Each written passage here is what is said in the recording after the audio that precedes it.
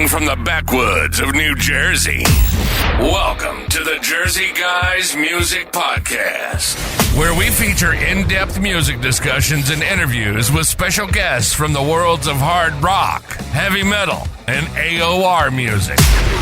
So settle in and crank it up. Now, here are your hosts, the Jersey Guys themselves, Tom and Mark.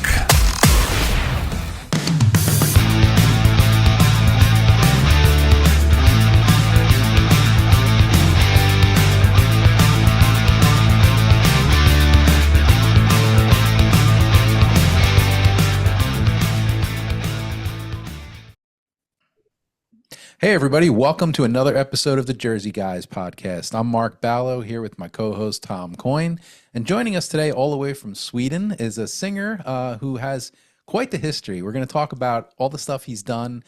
He's a guy that's played with some iconic British musicians. I mean, we're talking about guys like Don Airey, Lee Kerslake, Mickey Moody, Bernie Marsden, Neil Murray. But he also has his own band, Snakes in Paradise, that started back in the 1990s. So we're going to talk about all that stuff, but please welcome to the show, Stefan Berggren. Stefan, welcome. Thank you very much indeed. It's I'm happy to be here and talk to some guys over the pond, you know. That's right. It's not every day. So you're in New York, yeah? Right? Are you in New York? New Jersey, New York. Yeah.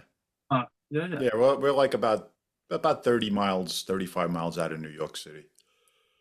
All right, yeah. I did a rock opera in New York with a drummer called Corky Lang from Mountain.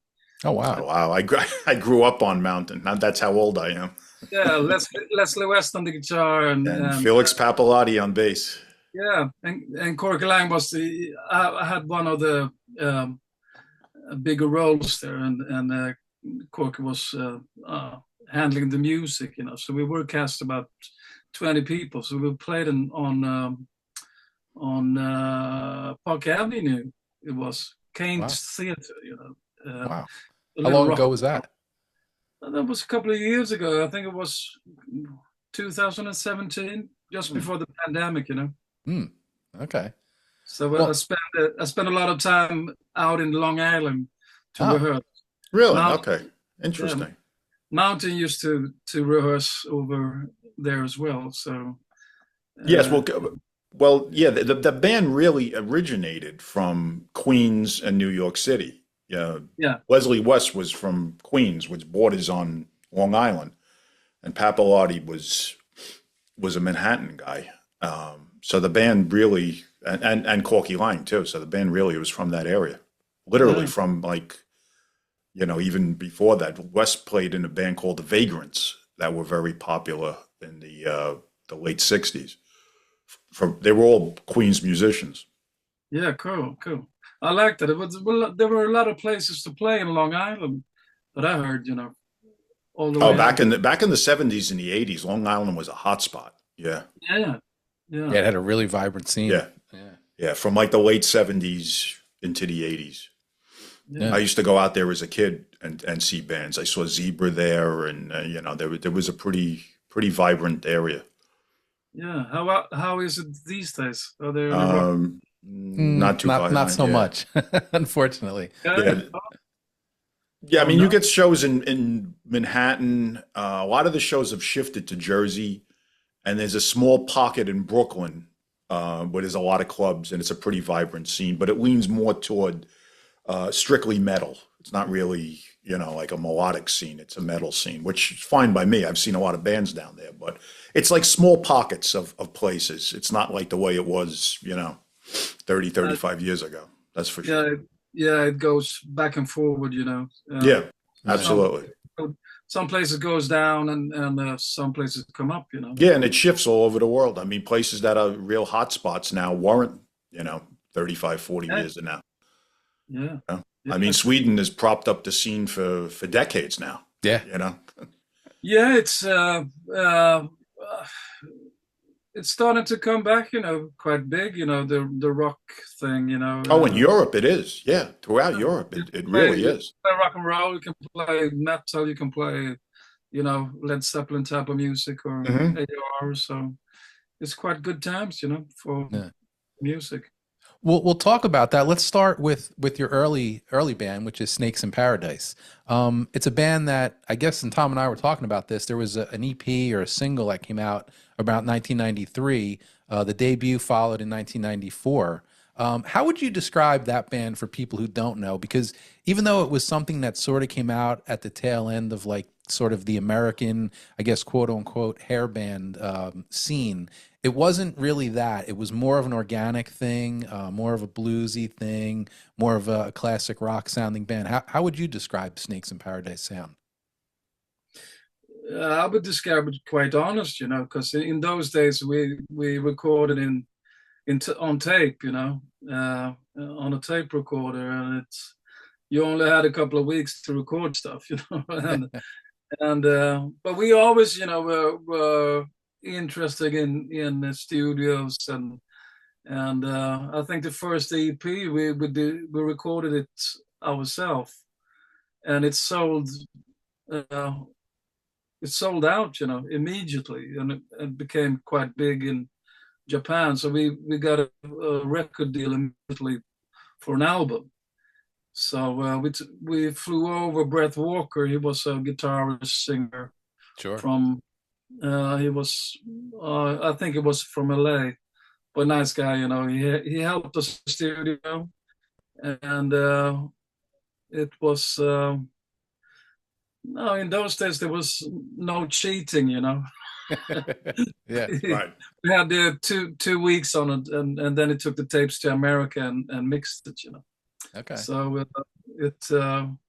we tried to all these years, with the idea with Snakes in Paradise was try to keep it organic and not too many fluffy keyboards. We had the organ, we had piano, but tried to find keyboard sounds that could stick, Right.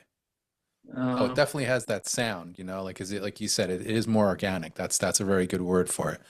Yeah, we tried to, we tried to find our own style, and in the end we did. When I hear those albums, we have our own sound, and who plays on it is quite unique, So, but we were very inspired by American music and British music. So I guess it's a bit of Scandinavian rock. Yes, yeah, like definitely a classic rock feel. Who would you say some of the inspirations were for you personally, or as the band? On those on those early albums, I was really into Deep Purple, and Led Zeppelin and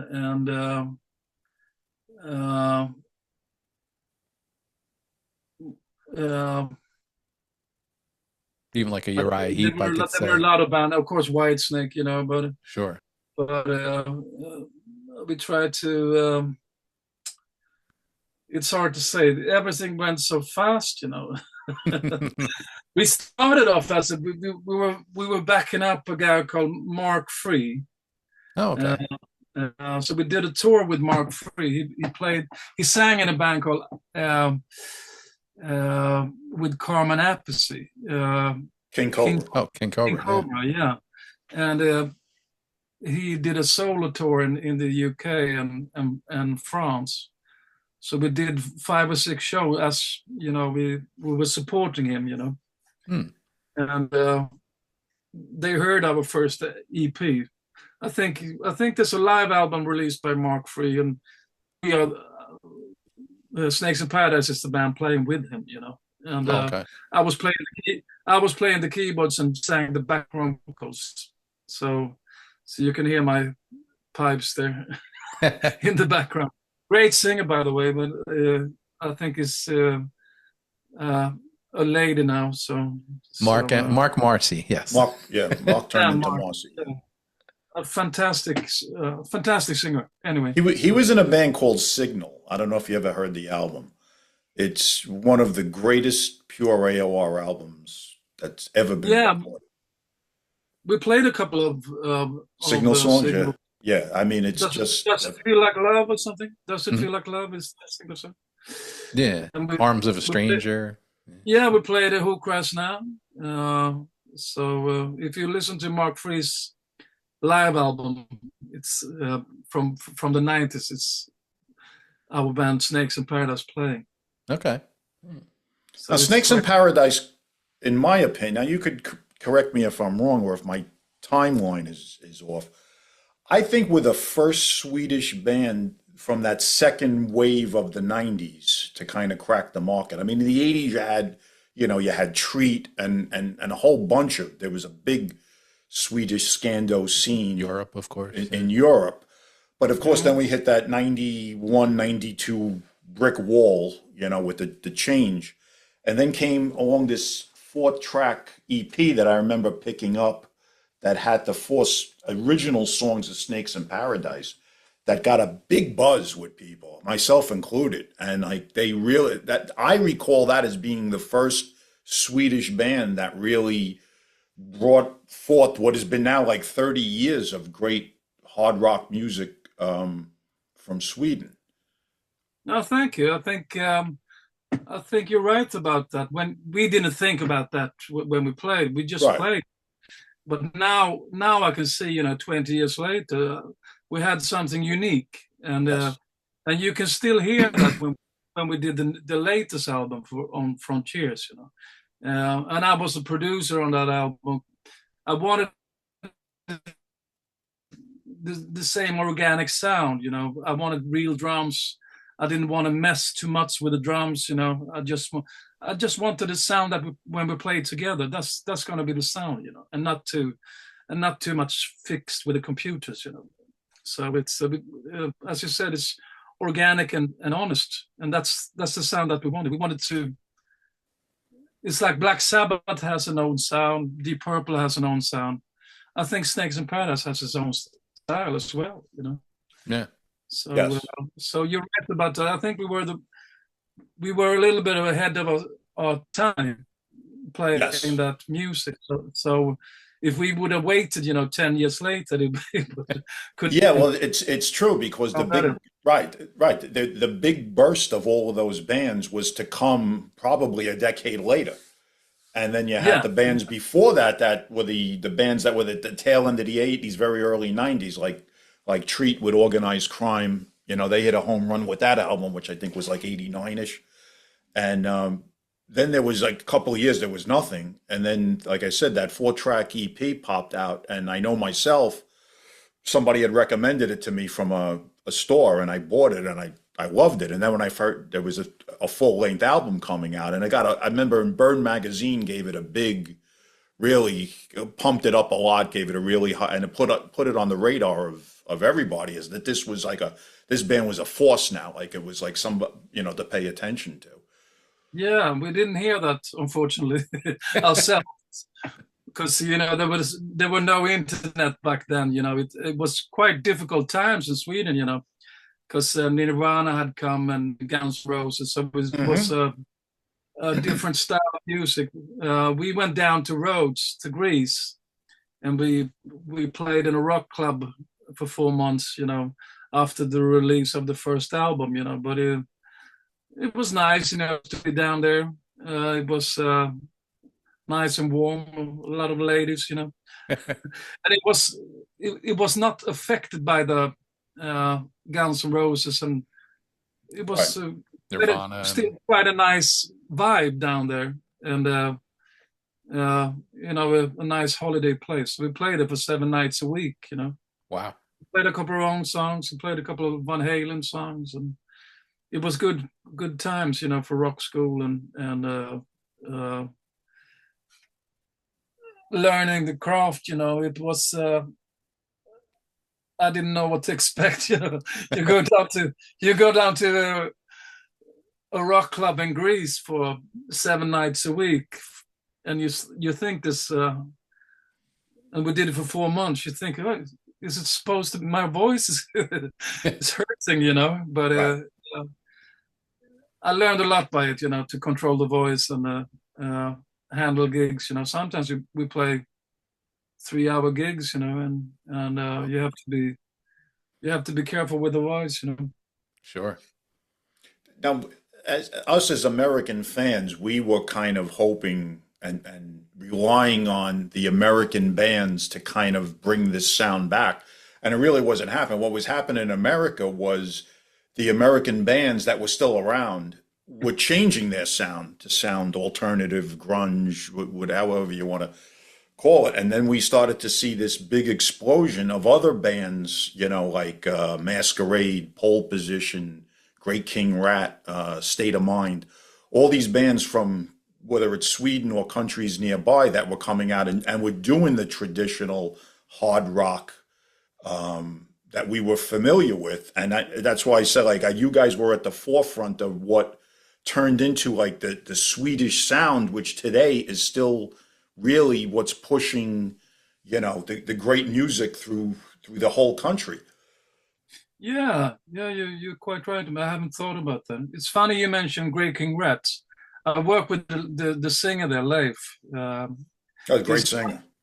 Yeah, he plays bass with me and sings a couple of songs, So on my solo band sometimes. So it's a small world, The circle is shut, It comes around again. Yeah. Is that Allman Brothers? Yes. The poster, huh? Nice. Yes. Cool. Good eye. Fantastic band. Yes, my all-time favorite band. Yeah. I mean, I learned a lot from them. Greg Allman and his brother, Dwayne, and great posters in the background. Rory Gallagher, You got it. You see it, yeah. A favorite of Bernie Marsden. Rory Gallagher was Bernie Marsden's idol. Oh, really? I didn't know that. He was really into Rory. So, wow. It's just to digress, because you get me started on Rory Gallagher, I can turn the whole podcast into it, but I won't. The problem with Rory is he could never break the States, and it held him down. People to this day are still discovering Rory Gallagher as if he was a new musician, because he never broke the United States. I was lucky enough to see him in the States. He played a tiny club in Greenwich Village, and I saw him. But that's the type of places he would play when he occasionally played here. Then he'd go to Europe, and he was big in Europe, and never could break the States. Gary Moore never really broke the States either. It was wow. Yeah. Oh, that's weird. Yep. Maybe a little bit more than Rory did, but Gary Moore would play clubs over here also when he was big. I'm talking like, in the mid to late 80s. It was fun. But that's the thing with Rory. To this day, there are so many people that are just discovering how great this guy was, and it was 40, 50 years ago. You have quite, life is short, you have only amount of time when you look good, yes. Great, and you perform, and I mean, you can always, most of the musicians that I know, get better with age, but you can't look like you did when you were 20. Right. I wish you could, but I think, it's all about promotion. In those days, you had to have really big contacts, he had the talent for it, for sure, and the Allman Brothers wasn't so massive here in Europe, but these days everyone knows them, Yeah. So. Well, the Allman Brothers were the complete opposite. They were massive in the States, and they never caught on and like you said, they become over the years. But when their heyday, they had no following in Europe at all. They never even toured Europe because they had no following. Yeah. And in the States, they were massive. Like in 73, 74, they were the biggest American band in the country. Yeah, for sure. So it's funny how it works. You never know. It's you have to work really hard, and promote yourself. It's all about the promotion, and it's not the quality of the music, as we know. Those guys were fantastic. Oh, yeah. You have to find the right guy that can bring you to nice gigs, and you don't have to do a lot of gigs. if you're good, it goes quite quick. Mm. Yes. So, it's yeah. in my book, if you're good enough, those guys were okay anyway, Yeah. Right, you're going to have a big following somewhere. It may not be the whole world, but there's definitely places that you're going to be, if you're good enough, that you're going to be. Yeah, for sure. So there's a lot of more opportunities now that we're speaking, over this podcast, and it's everything helps, When we started with Snakes in Paradise, we had nothing. We had a paper, Right. And it's not easy to find those papers, Yeah. and find the number where you're in, and this is much simpler, Yeah, for sure. No, in the 80s, you used to write. I mean, I used to do, because I was always a nut for trying to get, contacts all over the world to get my hands on music I didn't have. You used to write letters, You couldn't even make long distance phone calls because the long distance calls were astronomical. You'd be on the phone for an hour with somebody, it cost you like $300. So you used to write. I mean, I'm talking like even the late 80s. It was still early 90s, still writing letters to people in England and France and Germany. And so just over the course of 30 years, the way you could promote yourself and, it's just completely changed. Yeah. And that's fantastic with the new technique, it's great. Yeah, for sure. I think it's, let's talk pretty about. cool. Oh, I'm sorry. Go ahead. I think it's pretty cool with that. Yeah, no, for sure. No, I was going to say, so let's move on to like the early 2000s. We just talked about some guys, Allman Brothers, Rory Gallagher, some iconic musicians. You had the chance to work with some really iconic British musicians. Talk about the band Company of Snakes, or the Company of Snakes. Mickey Moody, Bernie Marsden, Neil Murray, right? Talk about that, how you got involved with that project and that band. Yeah, it's funny that you mention it. They told me they were really massive fans of Allman Brothers, They wanted Whitesnake to sound like Allman Brothers. Really? Wow. Huh. Yeah. And, Mickey Moody with a slide guitar. Mm-hmm. It's like Dwayne Allman. And so Dwayne was a massive influence for Mickey Moody. And if you listen to those early Whitesnake album, it's very soulish and Yes. rock and rollish. So you can hear the influences, no, I got in touch. I did a gig with. It went quite fast. I did just a cover gig in a small island outside of Stockholm called Åland, and there was a guy there who wanted to meet me to sing on his rock opera, but I wasn't sure I was going to do it, But 5 years later, to cut a long story short, he phoned me up, and he ended up as an engineer in Hamburg. And he was mixing an album down there, and he said, this is the Company of Snakes, the old Whitesnake guys. It's more Whitesnake than Whitesnake. Which is true. So he said, that they have a problem with the singer, and the singer at the time was the guy from Michael Schenker, Gary Barden. And he had a bad day on a gig, and eventually I flew down to Hamburg and I did an audition for them, and the record company guy called Rainer Hansel played it over the phone to Bernie Marsden, who was in the UK. He played Slow and Easy, whatever it was, and they said, do you want to come to Norway and play the Hell Blues Festival? So I went there. Yeah, sure. And I went there, and the lineup was Don Airey on keyboards, Neil Murray on bass, Mickey Moody, Bernie Marsden, and John Lingwood. So we had dinner and a small acoustic rehearsal, and then we just did the gig, and I never looked back. There you go. We recorded one live album, and we recorded a studio album.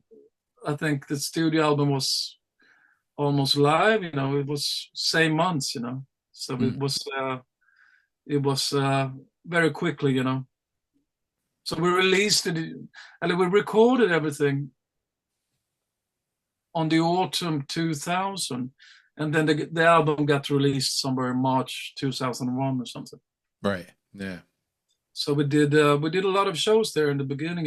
We did, and Don Airey was with us as well. And after a while, I got the phone call from Deep Purple. There you go. Yeah.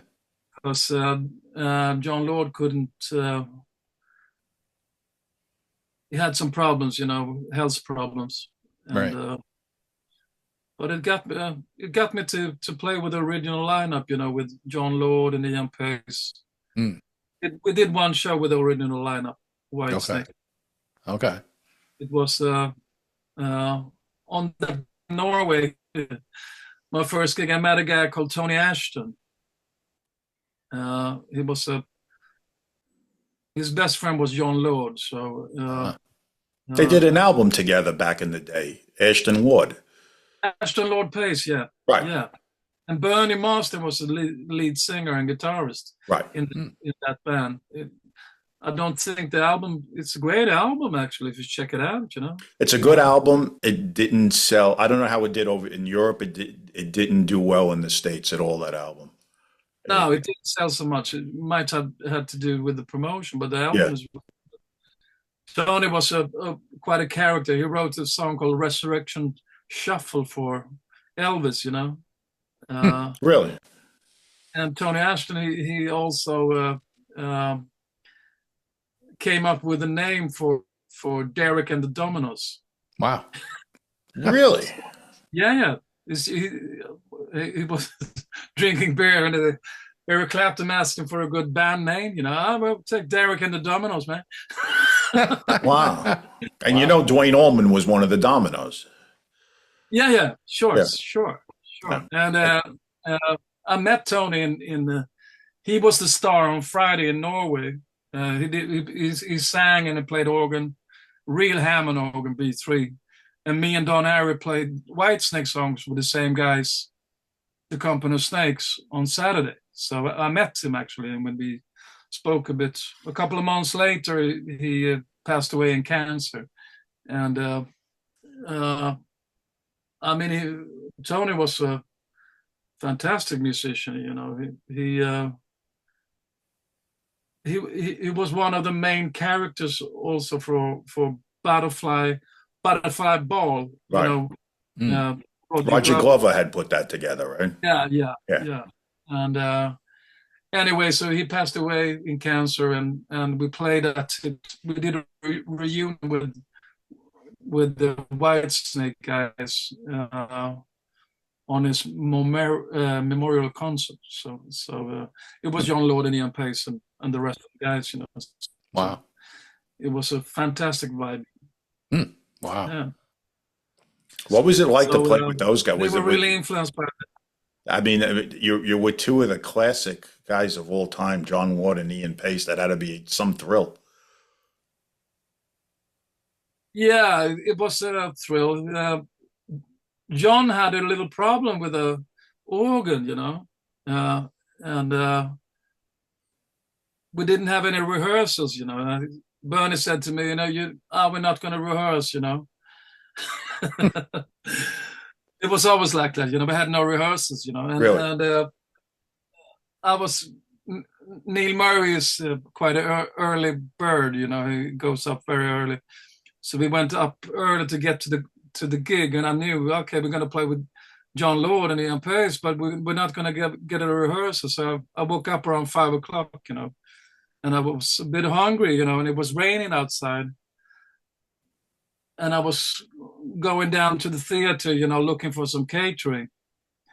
And eventually, so I heard this band playing, and I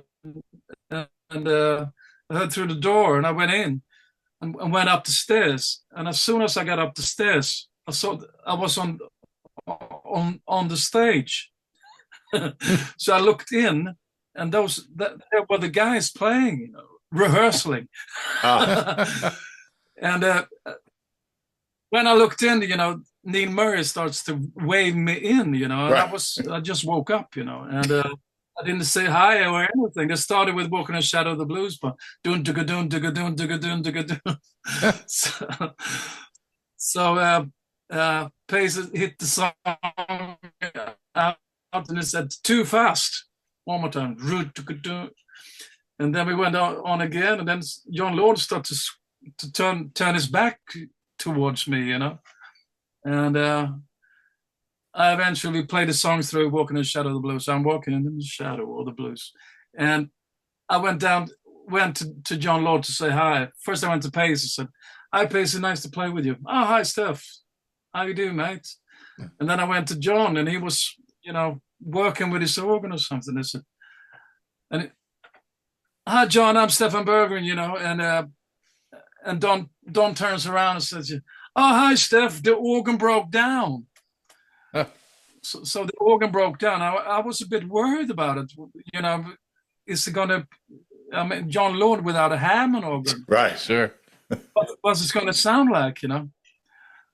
But there's a clip on my YouTube channel or on YouTube. And do you think I need to be worried about John Lord? No. The only thing you can hear was the fucking organ, you know? Right. So it was, and he played so well, you know. He played. There's a clip when he played a solo in "Ain't No Love in the Heart of the City," and he plays those fingers, man. They could play. I tell you that. Wow. So well, in my opinion, the best period of Whitesnake is when Pace and Lord were in the band. That's what I really liked. That to me, that was real Whitesnake. The stuff that went over in the States in the mid to late '80s. It was good, but I never looked at it as white. I looked at Whitesnake as those two guitar players, Moody and Marsden, and when he had Pace and Lord in the band, to me it was perfection. Yeah, for sure. I mean, if you want that swing in a John Lord Hammond organ, you know, that's it doesn't get any better than that, musicians wise, you know, and. I mean, John Sykes did a really good job on the '87 album. Sure. And it was Neil Murray who played bass on that. So, but it became more metal. I didn't like the '87 album so much in the beginning, but you have to give David credit, you know, because it sold 100 million. Millions of albums. So he did the right choice, you know. Yeah, I mean, he also did reuse some of the songs that were from that vintage period. I mean, you know, like the thing with, again, talking about bands that could make it in certain areas, Whitesnake never made it over here at all, from that period. So when that album came out, there was a large sector of the American public that thought that was like the first Whitesnake album. They weren't even aware of all that other stuff, like somebody like myself was. So that got put to the American public like this is, you know, like a very American sounding metalish type of album with the singer from Deep Purple. But most people had no idea that there were all these albums, you know, from the 70s and early 80s in the United States. And the sound was so markedly different, you know.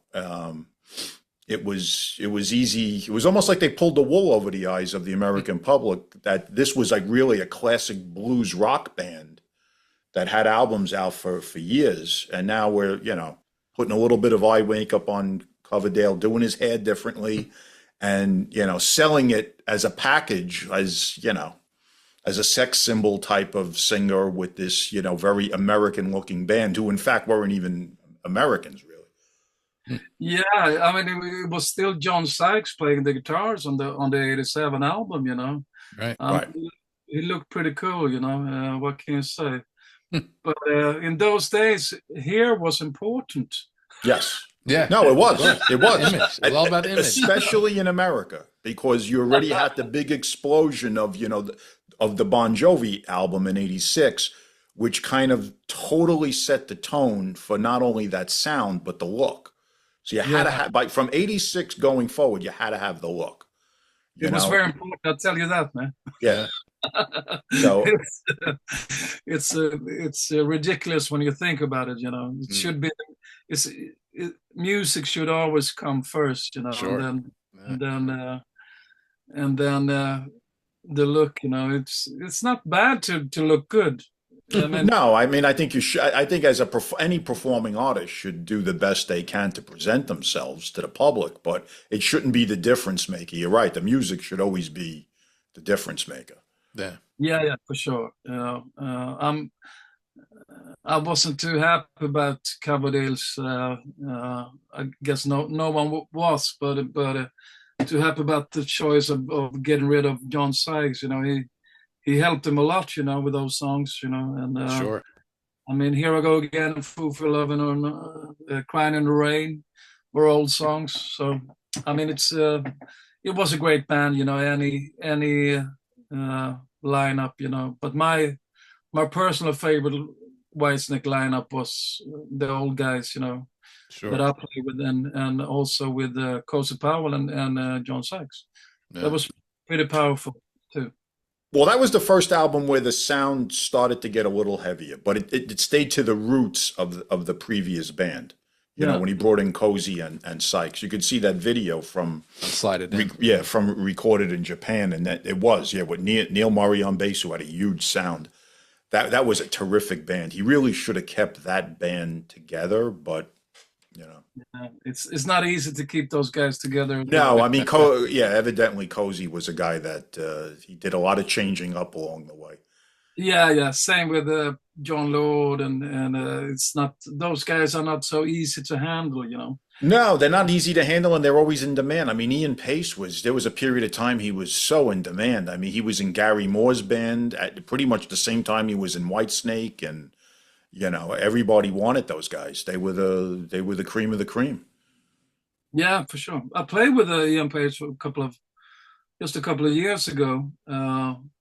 We did a couple of Purple tracks, Really? and we also played some Chicago songs. Really? 26 or 5 to 4 or something. Wow. And strange. It was the Don Airey Rock and Blues Festival, so we did a cover songs. Interesting. Well, you know, as Purple. So that was fun, you know. Pace is a unique drummer, I'll tell you that, you know. Yeah. Yes, very unique. It's very unique. Definitely out of that Buddy Rich school of jazz drumming. You know, super fast hands on the snare drum. He had a very unique sound. A lot of those guys did. Bonham had a unique sound. Carl Palmer, Lee Kerslake, a guy that you're very familiar with. I put right up there with those guys. They were all, a lot of the British drummers were very unique because they were from that era where they learned under jazz musicians. You know, the eras after that, guys were learning how to play rock. You know, those guys were of the era with their age that they had to learn jazz because rock was in its infancy. So they all had super fast hands, and they were all had very definable sounds. Yeah, for sure. I mean, we did an album with Lee Kerslake, The Sun Has Gone Hazy, with Berggren Kerslake Band, and I didn't want to put any triggers or anything on Lee's drums. You didn't need to do that. Right. And immediately you got the Aussie sound, you got the Uriah Heep style of drumming, exactly what I wanted, you know. So it was fantastic. He had his unique style, you know. Yeah. Well, let's talk about that, because I was going to bring that up next when we were talking earlier. The Berggren Kerslake Band, Lee Kerslake with yourself. How did that all come about? That was 2014. You put the album out. The Sun Has Gone Hazy. So how did that all come about? Yeah, we were. He was touring with Uriah Heep, and it was coming to the end of the line, and I was out with M3. Classic Whitesnake. We had a new drummer called Jimmy Copley, and we met in a bar down there. We met some guys from Switzerland, and we did some shows down in Switzerland, just flew down and did some Uriah Heep numbers, and we did some Whitesnake songs and some Aussie songs, And eventually he phoned me up and said he had a gig in Helsinki, just a duo, And it was a company gig, it was me on acoustic guitar and Lee on congas, And the show went down really well, and after the gig, the day after the show, we had 5 hours to the flight back, to Stockholm, and we ended up in a friend's place, which they had guitars and they had different instruments, and we just sat down and had a glass of wine, and we started. I was thinking, this he was a little bit stressed out, so I was thinking, this might be the last time I see him, and I was we had a couple of glasses of wine, and I said, Lee, man, I got some riffs for you, man. So I played him the Walk Tall riff, and we started to sing and jam together. We wrote about 7 songs in 1 hour. Wow. So it was it clicked, it was pure magic, and I decided to there and then we decided to do an album together, and I flew him over to Stockholm, and I couldn't fly him out for to have him stay in my house for a month. It took quite a long time to write the album, and it took quite a long time to produce it, the way we wanted it. We and record it properly. I mean, we recorded the drums and in only 3 days, but I flew him over for one day, and we did 4 songs in the studio, and then we did a gig, to cover the costs. So I had to do it over a 2 months period or something. So it was we record most of the stuff live, in the studio without click track or anything, and he was a great singer as well, Lee. So he did a lot of BVs on the background on the album, and he also sings a little bit here and there, So he was a big part of the Uriah Heep background vocals, If you look at those videos from back in the early to mid 70s when he was in the band, he sang a lot. I mean, like Byron always gets like all the recognition, but he had Hensley and Kerslake sang a lot to enhance his voice and all the choruses, and that's what really made that band. Fantastic, you had like 3 guys that were like real good singers. I mean, Kerslake has a real good voice, and obviously so does Ken Hensley, and David Byron goes without saying. Yeah. He told me it was, more like a barbershop thing. They also had the vibratos. Yes. Yes. And that was the classic Uriah Heep sound. Always slow vibrato, Right. What you just did, that was the classic Uriah Heep vocal in so many different songs. Yeah. And, that's where it came from, because you had 3 guys that were really singing lead at the same time. Yeah. I mean, Ken Hensley was a fantastic singer as well. So. Yes. Oh, yeah. I mean, great songwriter, It's Fabulous.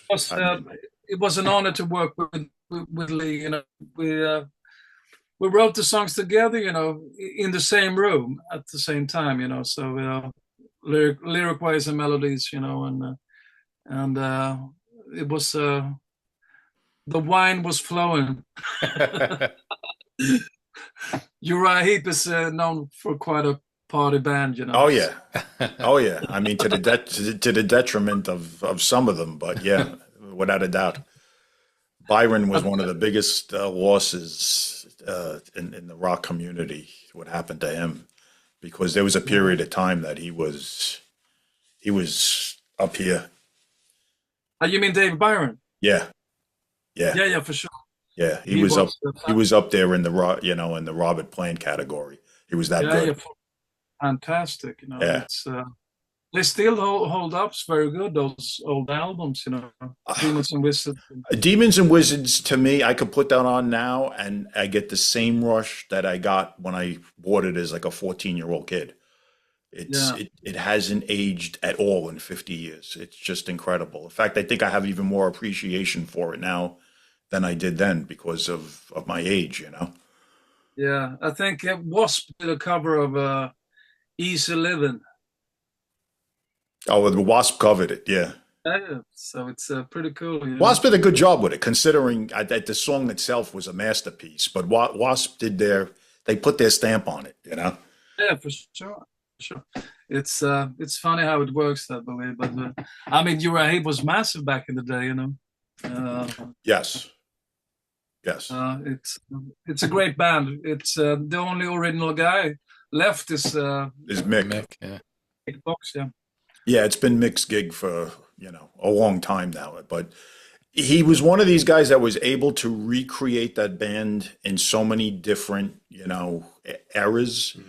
Like the era that they had, like in the Abominog era, was rivaled the original band, and that was like a decade already passed from the original band.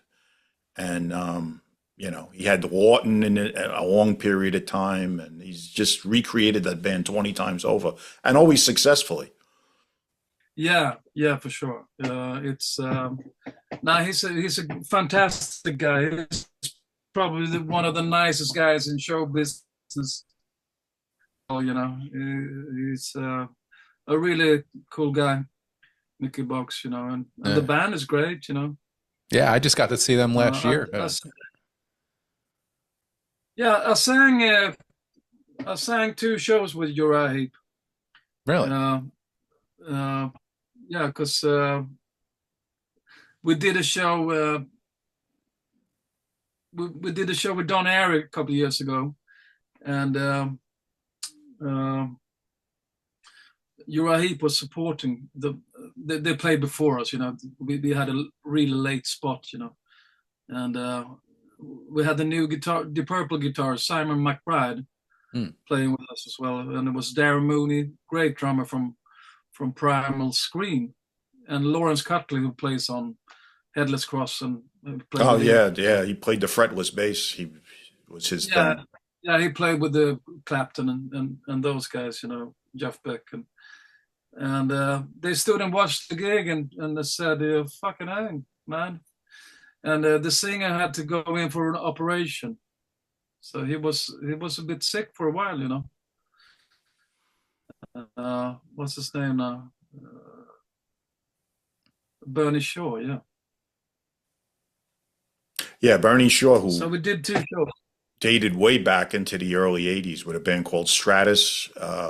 He was in and out of Praying Mantis for a while, too, before he landed It's been with Uriah Heep forever now, it seems. I think, since like probably the 85-ish, I think. Yeah. 85, 86. Yeah. So I had to go in for an operation. He was quite, sick. I had heard that, yeah. We did 2 shows, and then he came back. Wow. So he recovered quickly, Now, going back a little bit, you were in, I guess it was a side project called 4 Sticks. Yeah. I remember the CD. It came out as a promotional CD. I don't know did it ever come out on a label, or it was kind of just like an independent thing you did? We were, at the time, I was with the Warner Brothers, and they paid for the recordings, and they printed the CD as well. We had it wasn't a promotional thing, actually. It was a proper stuff, We recorded it on tape, and then we mastered some. In those days, there were no, computers to work with. We wanted this honesty as well, and that album got released again in New York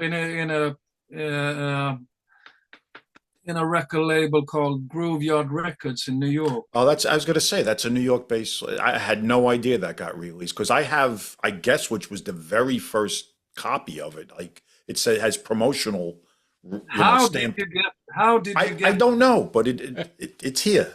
It's here. I'm actually, I could show you. It flew over the pond, Yeah. And it's got promotional stamped all over. Promotion only. Yeah, even on the spine, promotional. So I was always curious whether it, and now you're telling me it came out on Grandjam Records, which is It came out on Grandjam Records. So with your permission, I'm assuming. Yeah. Okay. Yeah. I have all the songs. A friend of mine had a tape machine, and we copied it from over into the computer, the files, but we remixed one or two songs. So on the new print, there's a new mix that I did from some leftovers that we had left on that album, and it was apparently it was his favorite album, so he wanted to do a new release on it. So we released it again in 2015 or something. And it's got songs on it that weren't on this original one? Yeah. I'm going to have to look into that. One more extra as well. So there were two leftovers, but only one made it to the album. Okay. And we were supposed to do a new album on that as well, but it turned into a Swedish. We changed the name to it's called Prince Svart. Okay. Prince Black, but it's in Sweden. It's called Prince Svart, and it's what do you say? It's we did two more albums, the same lineup on same as Four Sticks, exactly the same, but we sing in Swedish. Okay. So it's a little bit of a curveball, yeah. Yeah, it's a little curveball. You can't understand the lyrics unless you teach Swedish, But well, I'm a big fan of Japanese metal, so I'm used to having albums that I really like and listen to and have no idea what the fuck they're singing. So if I could hack the Japanese, I could. But check, I mean, Rammstein, they sing in Germany. No, that's not my style of music, but I'm well aware of the fact that they sing in German. But I was into all those Japanese metal bands back in the day, and most of them weren't in English. But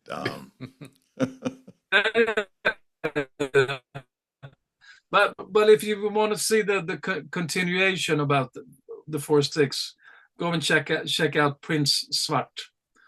What was your decision to do it in Sweden? Two more albums on that lineup, Why was that your decision to do it in Swedish as opposed to English? It wasn't my decision, actually, because I wanted to do a new Four Sticks album, and the guitarist,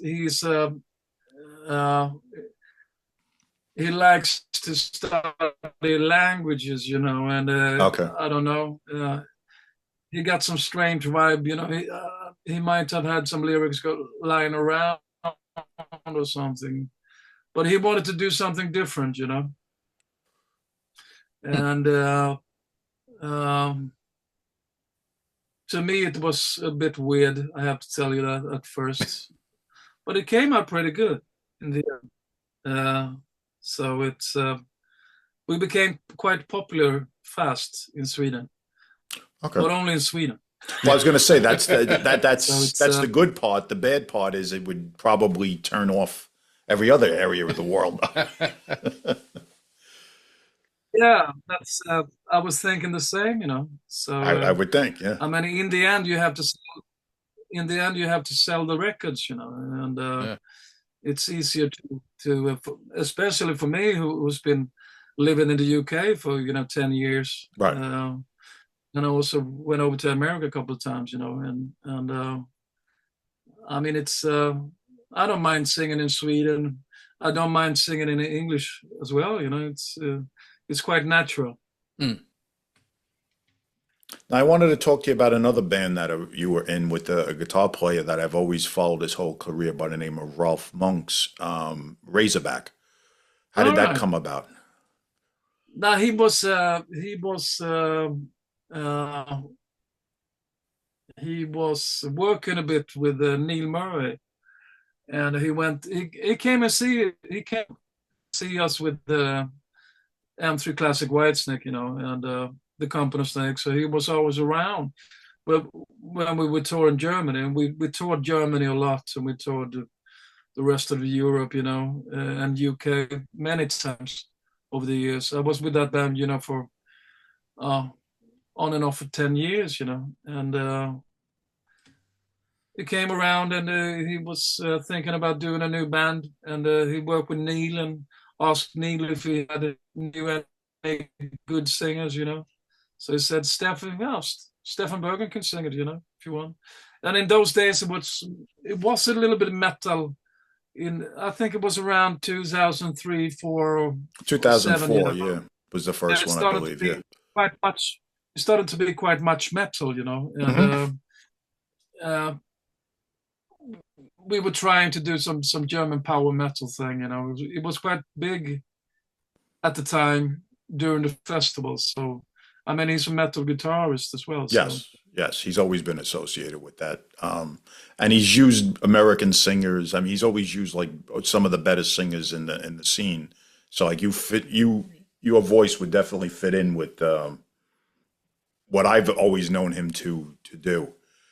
Is kind of like more like Americanized type of metal with like very strong singers and his guitar. Yeah, he worked a little bit with Tony Martin, the Black Sabbath. Tony Martin. Yep. I think Lance King was in his band for a while. Okay. Yeah. He did. We did a tour with Rachel back, and on the last album, it was Mike Terrano who played the drums. Great drummer. Right. Exactly. The last release. Yeah. Mike Terrano. Yeah. Now, Mike Terrano was in Axel Rudy's Peltz band for a long time. All right. And Rolf Monks, I think, always did music that was kind of similar to Axel Rudy Pell, like that European metal with a lot of, American singers or UK singers, kind of cut out of that same mold. But those Razorback albums are really good. I mean, they've spanned a long period of time between the 3 records, and they've all been steadily, in my opinion, real strong albums. Oh, yeah. Yeah, on the first album, we had the drummer from Accept. It was Stefan Kaufmann who played the drums on the first CD. And on the last one, it was Tirana. I can't remember. Tirana, yeah. And on tour after the last album in Germany, it went out pretty good. The songs were really good, very powerful. I also played the guitar. I also really played the albums. guitar a little bit live, So it was quite a good band. We had Danny Needham on the drums. He plays drums with Venom now. Right. Venom. Mm-hmm. So, no, it was a great band, but I guess one of the Rolf fell out of or something with the other guitars, and they fell apart, So okay. So and around 2007, I started to work with Lee, doing those gigs in Switzerland. So I was more interested in going solo and work a little bit with Lee, And I also had Mickey Mooney and Bernie Marsden coming over to Stockholm. We did a couple of shows here. So it was great, great players.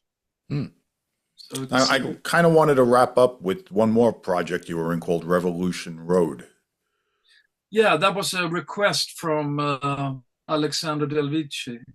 It was great band, He wanted to do a Snakes in Paradise thing, It's a bit pastiche, But it's nothing wrong with that, And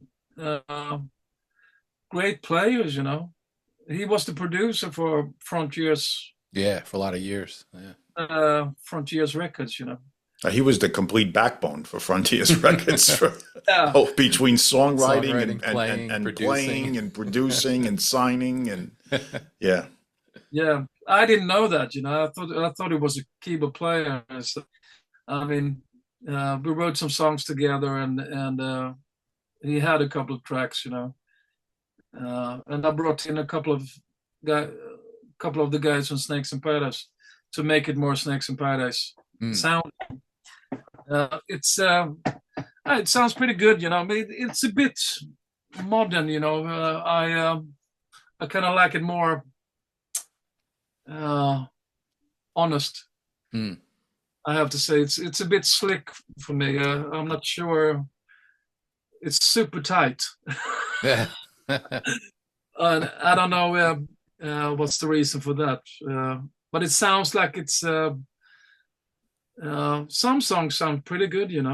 I think it's a good album. I mean, it's kind of cut out of the Snakes in Paradise mold, but like you said, with the more of an AOR slant to it, like a slicker, more modern sounding. Yeah, a more modern AOR slant, which Del Vecchio's been involved in a lot of bands like that.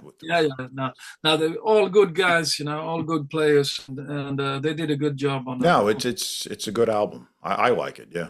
Yeah. So it's but it wasn't on Frontiers. It wasn't another label. It was. I actually have the Japanese copy here, and it was on Rubicon.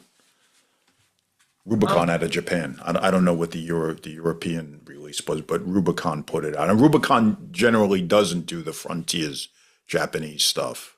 In fact, they don't do it. It's another label. So yeah, it was definitely not a Frontiers thing. Wow. Yeah. Well, it's good that it's still around, those CDs, and I released a couple of vinyl albums, and I like it. I kind of prefer.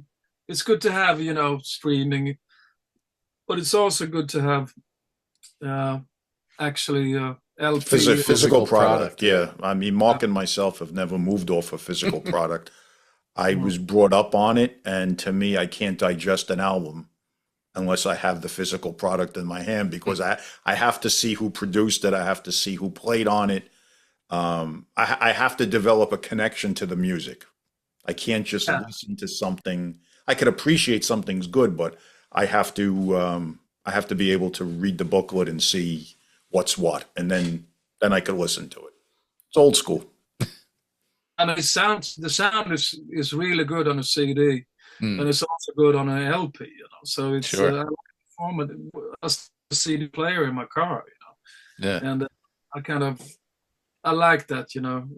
It's the sound is much better than streaming. Yeah, because you're. I think the quality is better on CD. I do too. Yeah. I've never understood the big resurgence in vinyl, because I grew up on vinyl that was loaded with clicks and pops and skips, and now all of a sudden people want that. Oh, you have to hear the hiss, and it's good to hear background noise. No, I don't think so. I hated it.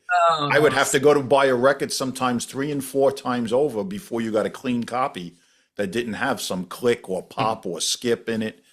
And when CD came out, I to this day, it's the greatest invention for me that you could listen to. Yeah, I was completely shocked when it came. I've been shocked by it too. That people want to go back to something that I viewed as totally inadequate compared to a CD. But no, it's both are good. I think I had. I mean, it's not a big difference between a LP or CD. They're quite different. It's rounder sound on a LP, but it's very hard to take a LP in the car.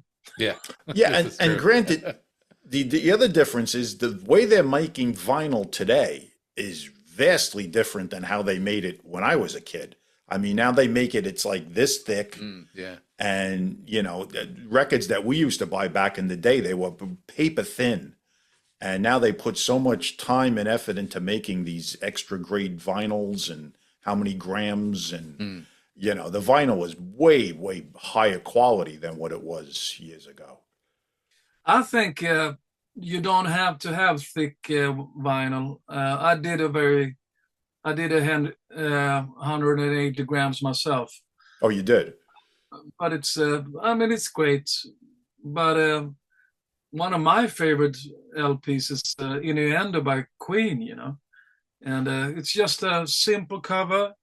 It's just very thin, but it sounds great. You don't. It's very. It's not so good for transportation. If you want to sell any LPs on the gigs, you have to pay extra for the amount. CDs are good to take with you in the bag or something, but LPs can be very tricky. That's true. That's a good point. You have to have a bus. Yeah. Right. well, let's come full circle because we started with Snakes in Paradise, and we talked a little bit about it before we started the show. You mentioned that there is maybe something new in the pipeline. Yeah, the band is right now on ice, but we'll see. We have I discovered some old recordings in Snakes in Paradise. It might be 10 songs that hasn't been released yet. So that's a good starting point, I was thinking about remixing them, and we got some leftovers from the last album as well. We couldn't fit them in, I think we had at least an album is going to be 20 songs or something. Wow. So, but it's also good to write some new stuff. I'm working a bit with one of the guitarists there. We're going to play some gigs together in the summertime. Okay. His name is Jackie Thompson, and we will see, if the time is right, and we get a good label or something, and a right offer, we can do it. It takes, that band is quite complicated because we live very far apart. Mm-hmm. So we can't. It's a nightmare with transportation. Right. We have to fly in everyone and get hotels and stuff. But you can do a lot of things online. But I like meeting people and write at the same time. But it takes a long time. But we have I have to say one thing with the Snakes in Paradise. About Snakes in Paradise, we have very easy to write good songs, and it's always good quality and it goes fast, So, but it's quite complicated. People in the band have had personal problems, and but it's gotten better, and everyone slows down in the end, So, so I guess we have to do one more. That's right. Right, one more. It was a starting thing, with Frontiers, and it was quite complicated to do that album, but in the end it turned out quite good, and but now it could get even better, Yeah. So we'll see. All right. Was there anything else, Tom? No, all good. No. Well, Stefan, it was great talking to you today. We appreciate your time. Some good stories. We'll keep an eye out, even though it might be a little more in the future, but we'll look for a new Snakes in Paradise, hopefully at some point, whether it's new, old material. But yeah, that'd be great. I have one more thing. I'm working with right now. I'm working with a guy from Birmingham, Alabama. His name is Alan Cotton. So we're doing an album this year. It's American hard rock, Is there a name for that? It's the Cotton Berggren Band. Okay. We have I can't say too much right about now, but the album has been recorded, and we're gonna tweak it a little bit, he's a great guy. The songs turn out great. I've already done the vocals, so it's done. I think they put it on some bass guitar right now. But and also I'm working on a new solo album. Okay. This will be number 3? Number 3, yeah. Number 3. If you don't count the Berggren Kerslake Band, Right. But it's I'm still working, And, you got to keep going. That's for sure. Yeah, I just do it. I have a couple of gigs coming up, and I also met Don Airey. He was here, and we spoke about doing some festivals together, And Wow. I might bring in Neil Murray on bass for the solo stuff, and perhaps Don on a couple of tracks, Nice. Awesome. Wow. I'm in contact with those guys, but watch out, guys. It's gonna soon be released, some stuff. Excellent. Good stuff. Great news. All right. Well, Stefan, we appreciate it. Everybody, Stefan Berggren from multiple bands. We talked about them all tonight. But thank you for your time tonight. We appreciate it. Thanks very much. Guys. Take care. All right. All right. Cheers. Take care. Bye-bye. Bye-bye. See you.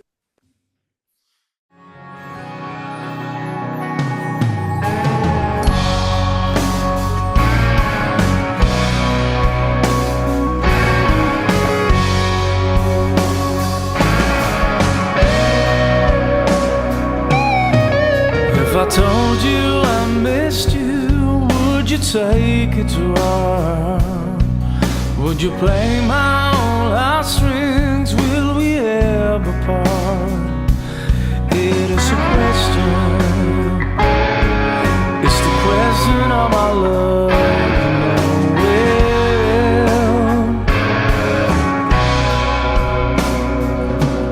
Would you take it so bad if I make out a man?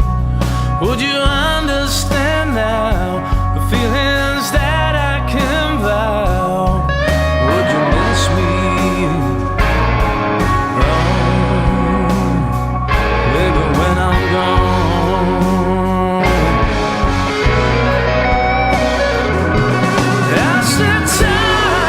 As time goes by, you need to carry on through stormy waters to find a place where we belong.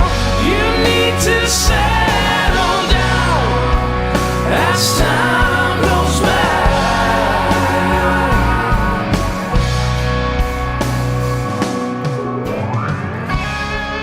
As time